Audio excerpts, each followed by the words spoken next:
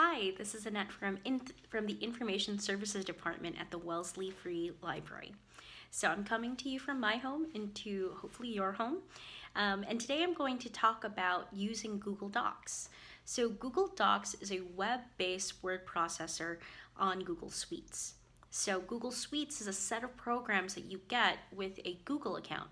Now, if you've been using Gmail for years, you have a Google account, and with this Google account, you have a wealth of resources that you can access on most devices with internet. So Google Docs is very similar to say Microsoft Word. So if you're familiar with Microsoft Word, Google Docs should be a breeze. What really sets it apart, however, is your ability to collaborate with people on a single document all at once. And also, you don't have to worry about saving what you've done or any of the work that your collaborators have done because everything automatically gets saved to the cloud. So this is a great tool, especially during this time where people need to be working on a single project, but they can't be in the same room together. So I think this is very timely. So please join me in today's class and let's go ahead and begin.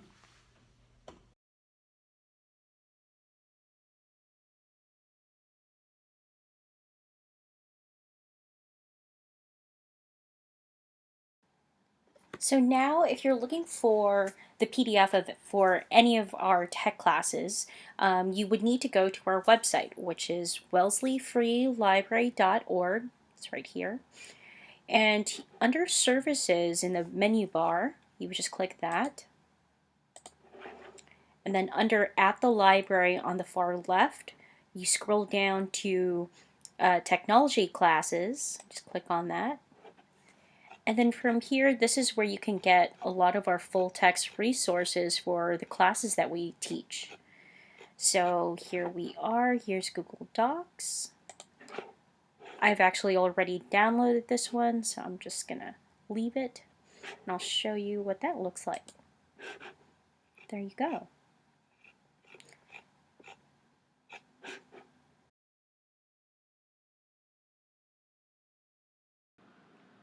One of the easiest ways to access Google Docs is to simply sign in to your Gmail account. So just sign in with your username and password. And from here, you should get to this very familiar inbox. Now up here in the top right is the Google Apps icon. So it looks like 3 rows of 3 circles. And if you hover over the icon, this caption that says Google Apps should pop up. So that's how you know it's the right one.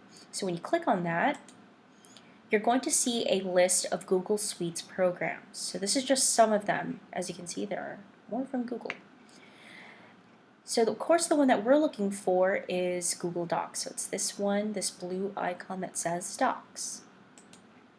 When you click on it, it should take you to Google Docs.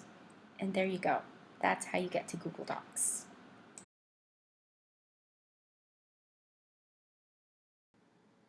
Now let's create a blank document. And all you need to do is click on this icon right here that's right under Start a New Document. Just click on that once. And a new blank document should appear. As you can see, it's very similar to Microsoft Word. So if you're familiar with Microsoft Word, you should have no trouble with this at all. Now to officially create a document, you need to rename it. So up here where it says Untitled Document, to rename it, you just click right there. All the words get highlighted, so that means you can start typing immediately. So I'm going to rename this one Practice Google Docs. To save it, click Enter. And as you can see right here, by Help, all changes saved in Drive. So I didn't click File Save, I didn't do Control S, everything just automatically gets saved. And this is one of the benefits, of course, of working online. Everything just gets saved to the cloud. Anytime you make a significant change, this should appear, as long as you have a strong internet connection.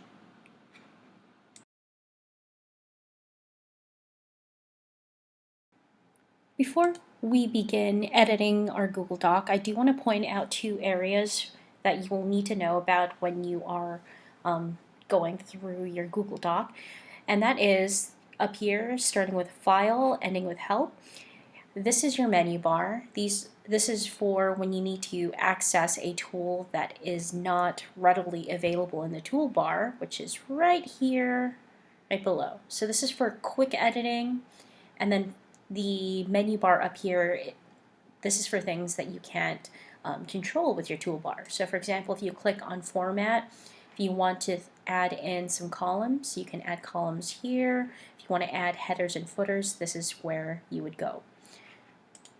And the toolbar here, something I want to point out is you're going to see more or less tools depending on the size of your monitor. So if you have a fairly large screen, you may see all of the tools, or if you are looking at your Google Doc on a smaller screen, you may see less. So let me go ahead and zoom in just to illustrate that. As you can see, the tools went away. If you want to access those tools that have been hidden, you just click on that icon, these three dots, and as you can see it says more, and you'll see the rest of the quick tools in the toolbar. Alright, now let's go ahead and begin editing our document.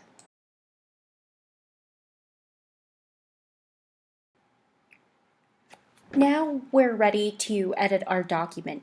So one of the first things I want to show you is how to insert an image. And there are two ways to do it on Google Docs. And I wanted to start out, before we added an image, I wanted to start out with some words in the document so that you can see how the words in your document will interact with the image. So let's go ahead and start. So the first way would be, of course, to click on Insert. So if you click on Insert and then you click on Image and then you click on Upload from Computer, you can go through your computer and search for that image that you want to insert. So that's one way. The second way, and probably the quickest way, is to click on the Insert Image icon right here on the toolbar. So if you click right there, and then you click on Upload from Computer, and then you choose your image. I have this one ready to go, and then right down here where it says Open, click Open, and now it is in the document. So as you can see, they're not on the same line, and as you can see down here, actually, the R was moved. So if you want to change that, you just choose a new justification. So I'm going to choose wrap text. And as you can see, I accidentally spelled it with two R's. Oops. But it made a point that the R was separated because they can't be in the same line. So now this is wrap text. This is probably the one that most people want, because it saves a lot of space. Now the second way, I'm going to move this up a little bit more. The second way is called break text.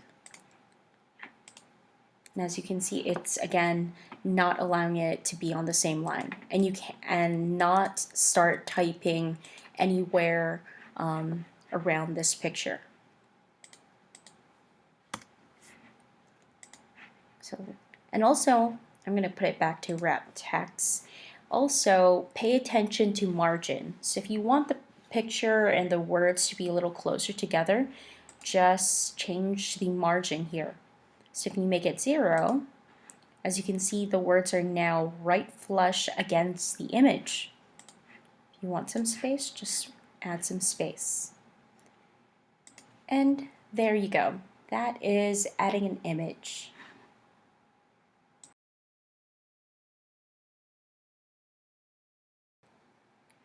Now let's go ahead and insert a table into our Google Doc. So first, before we begin, I'm going to start on a new line here. So I'm just going to keep pressing enter. Okay. So now let's go ahead and insert a table. So we're going to click on Insert on the menu bar. We're going to click on Table. And then we're going to hover, not click on any of these boxes here. So depending on how many columns and how many rows you'd like, that's how many boxes you're going to hover over. So let me just go ahead and show you. So I'm going to make a 3 by 10 table. So that means I'm going to have 3 columns, and then I'm going to have 10 rows. So as you can see, the number there corresponds to the amount of boxes that have been highlighted. And again, I did not click. So now I want this table to appear, so I'm going to click right here. And there you go. Now you have a table in your Word document.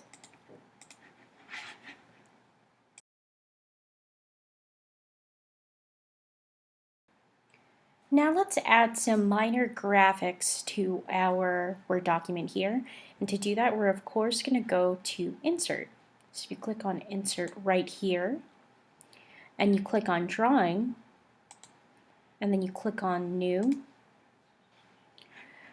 a new window should pop up, and it looks a lot like this. And you have a little toolbar here. So let's go ahead and focus on first shapes. So if you want to add a shape, perhaps maybe a heart, or if you want to add a box for whatever reason, whatever you could be working on, we have some fun ones here. Throw in a cloud. Now after I chose that cloud, now I have to kind of draw it out. So first I'm going to click and hold. I'm going to drag to the right and then down. And then I could decide how large I want this shape to be. From here I can also decide if I want it to be filled. So let's say I don't, so I'm going to make it a transparent cloud. And I could also change that line. Right now it's black, so maybe I could make it sky blue. It's the closest to sky blue there. And there you go, that's what it looks like. I just clicked on somewhere neutral, so I am clicking on it here, and right here I'm clicking on someplace neutral. When I'm done, just click on Save and Close. Now apart from that, you can also add a little text box. So right here, if you hover over it, it says text box and also has the letter T for text box. And similar to the shape, you just click, hold, drag to the right, and then down. And then in here, I can type something such as Wellesley Free Library. I can also change the font. It doesn't have to be Arial. There are actually a lot of really fun fonts in Google Docs, and I highly recommend trying them out. Then of course I can make this larger. Let's go for 60. So that might be too large. Let's go with 30. I'm going to go ahead and change the color. Let's go with blue. And of course, if I want it to be wider, I'll just pull to the right, make this a little smaller.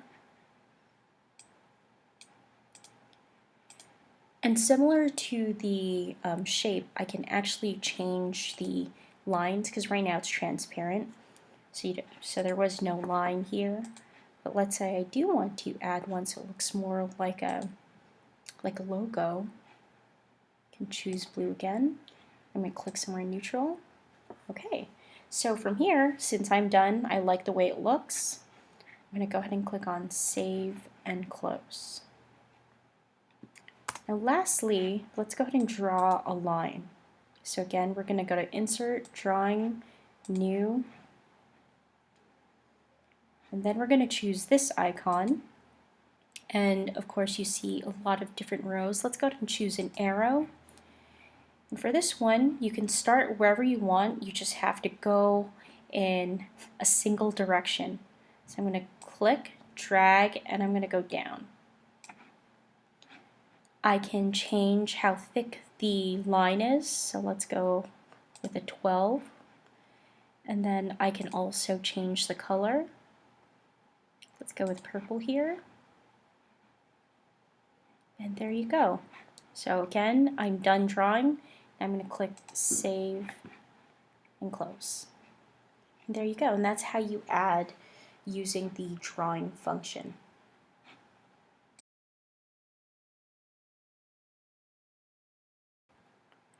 Now let's talk about inserting headers and footers as well as page numbers into our Google Doc. So of course we're going to start by going to Insert, and then we're going to go down to headers and footers. And first we'll do a header, so click on Header, and then I'm going to type Practice Google Thing. I just want to click somewhere within the body of the document, so I'm just going to click right here. Now as you can see, this is page 2 of our document, and up here is page 1, and they have the same header. And every subsequent page is going to have the same header. So going back, let's go add a footer. We're going to click on Insert, go down to Headers and Footers, click on Footer, and then we'll put Wellesley Free Library. And then similarly, we're going to click on somewhere within the body of the document. And now, again, page 2 and page 1 have the same header and footer. Now lastly, we're going to add a page number. So back to Insert, we're going to click on Page Numbers, and then we're going to choose where we want it to appear. So let's go ahead and say bottom right, since we have a header and footer here on the left side. Okay, we have the page numbers right there. And if you want to get out of it, just click on someplace in the body again. And that's how you add header, footer, and page numbers.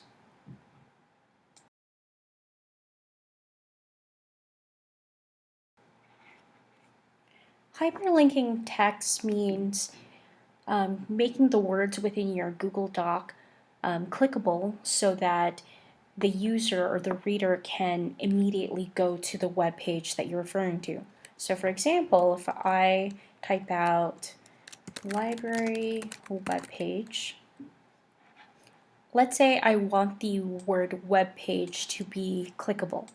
What I first need to do is to copy and paste a link. So up here, I'm going to the tab that says Wellesley Free Library, and then I'm going to copy this. I'm going to copy this link. Then I'm going to go back to my Google Docs. So I was in this tab, and I'm going to go to this tab now. And I'm going to highlight the word that I want to hyperlink. Now up here in the toolbar, you have the hyperlink text icon or insert link icon. I'm going to click right there.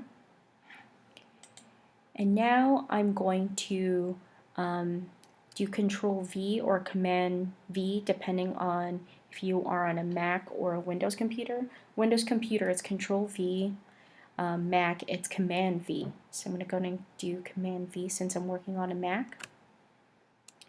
And as you can see, the link is now there, and then I'm going to click Apply. So as you can see, one word is not hyperlinked. I can click on it, but nothing happens. But if I click on Web Page, a little preview pops up, and if I want to actually open a new tab, I can just click on that. It'll take me to the web page. So one of the big benefits of hyperlinking within Google Docs versus, say, another program on your computer is that it's already in a browser, so it's very easy for you to create a document that's very dynamic with many links. So this would be a great way to insert references. So that is hyperlinking text.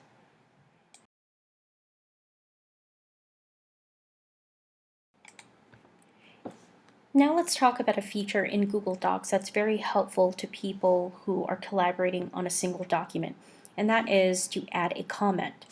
So without actually changing the body of the document itself, you can just comment and have people talk about it on the side. So let's go ahead and highlight this quote here. And there are two main ways to add a comment. So after you highlight or click on the element that you want to comment on, this icon right here is a quick way to add a comment, and it usually appears to the right of whatever it is that you are highlighting. The second way is on the toolbar up here, and it's between the hyperlink and insert image icons, and you can add a comment by clicking on there. So I'm going to click on this one. So I'm going to add a comment, good quote, but what book did this quote come from? And then I'm going to click on comment. And as you can see, it's appearing to the right of the document and not within the document, not disrupting it at all. And then I'm going to click on the quote, so pretend that I'm the person who is responding, and I say, Harry Potter and the Sorcerer's Stone, and reply.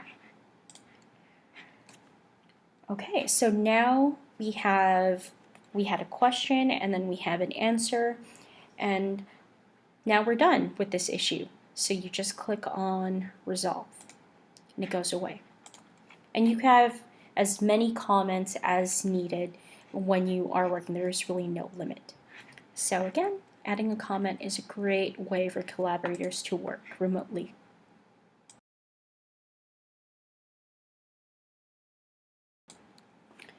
Now we're going to move away from the insert menu item here, and we're going to talk about changing the page setup that we have here. So we're going to go to File, then we're going to scroll down here to Page Setup. And as you can see, you can change it from Portrait, which is where we're in now, to Landscape. You can even change the background, because again, we're working online, so we have a little more leeway when it comes to adjusting the background here. And it'll be fine for people to look at this, especially if they're just viewing the document online. So you can change the color to whatever you want. We'll just stick with white there. And also, if you want to maximize the space, you can change the margins here. So let's say we change it to 0.5.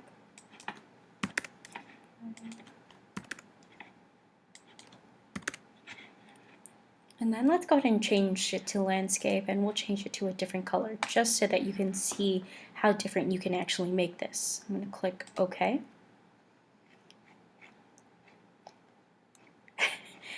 Sight for sore eyes, but you get the idea.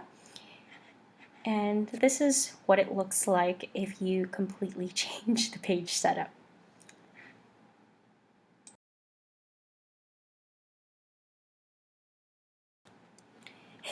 Now that we've created this confusing monstrosity, let's go ahead and change it back. And to do that, we'll use the redo and undo tool. And that is right here on the far left on the toolbar. So the undo tool is the arrow pointing left, and the redo tool is the arrow pointing to the right. So let's undo this. Glorious. It's all back. Now if we want to see it again, just to see our mistake, we click on redo. Oh no, what have we done? And we could of course undo it again. And that is using the undo and redo tool.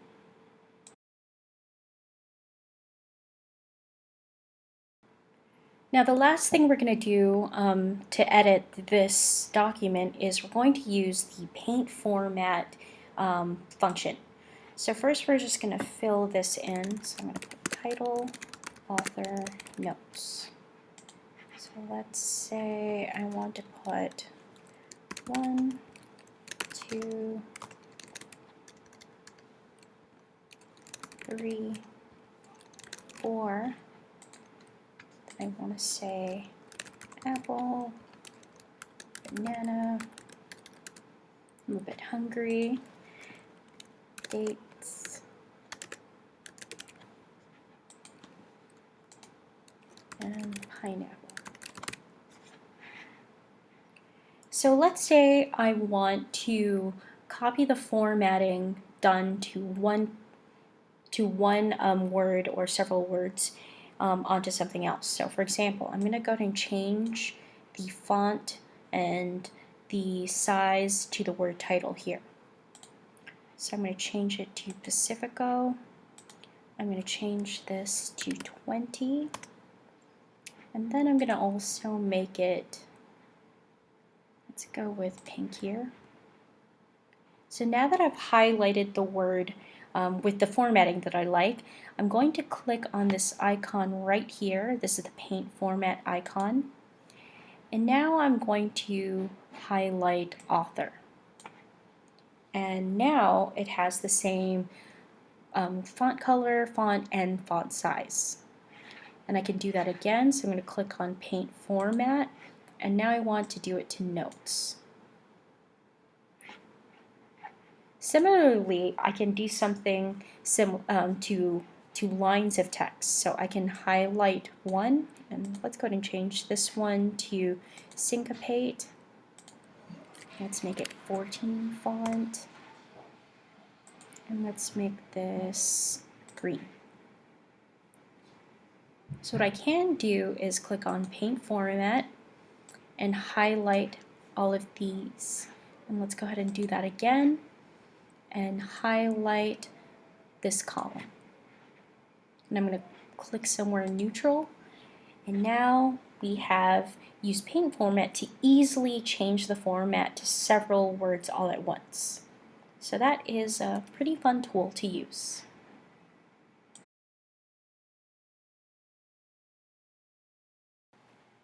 Now that we have finished editing our document, we can download a different format of this document. So for example, if the person that you need to send this to does not have access to a computer, or maybe they don't want it as a Google Doc, they want to be able to open it in Word, or they prefer PDF, so nothing can be changed. So what you do is you go to your menu bar and you click on File, then you click on Download, and then you choose the format that you want. So we're going to go ahead and choose PDF. And as you can see, you can choose to open or save. At least this is what it looks like in a Mac, but it should be very similar in a Windows computer. And then you would just click OK. Now I've already downloaded this as a PDF for the sake of time, and I've opened it right here. So as you can see, this is a PDF, and it's retained most of the formatting that you have done. At least as far as I can tell, it's about the same. So let me just switch back and forth. This is the Google Doc. As you can see, there's a toolbar and everything. And then the PDF. And that is how you download a different format of your Google Doc.